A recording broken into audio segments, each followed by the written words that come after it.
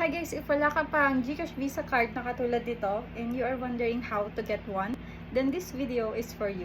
So before tayo mag-proceed, ay i-discuss muna natin kung ano yung mga benefits ng GCash card. Using our GCash card, ay pwede na natin i-withdraw sa mga ATM yung mga savings natin sa GCash. And also, pwede rin natin tong gamitin na pangbayad sa malls, sa supermarkets, parang debit card lang. And most especially, pwede mo itong gamitin if magta-travel ka sa abroad. Okay, so let's proceed sa tutorial, guys. First, open your GCash app, enter your PIN, and then go to your profile. Then, makikita mo yung My Linked Accounts. Click mo lang yan, and then GCash card. Tapos, order a GCash card. And then, order a card, send me a card. And then here ay makikita mo yung GCash card amounting to 250. So yun na yung payment mo sa card including yung delivery fee. Click mo lang yung next button.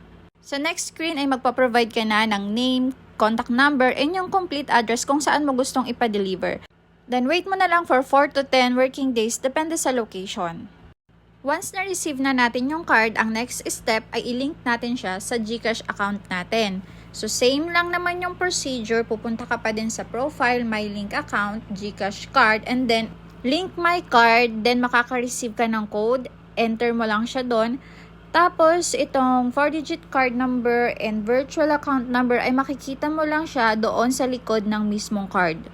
Once done, ay i-click mo lang yung next. So, hindi ko na mapapakita sa inyo guys yung next step kasi na-link ko na yung card ko. Bali, after that ay hihingan ka lang or kailangan mo lang mag-create ng 6-digit PIN code para yun yung gagamitin mo every time na mag-withdraw ka sa ATM.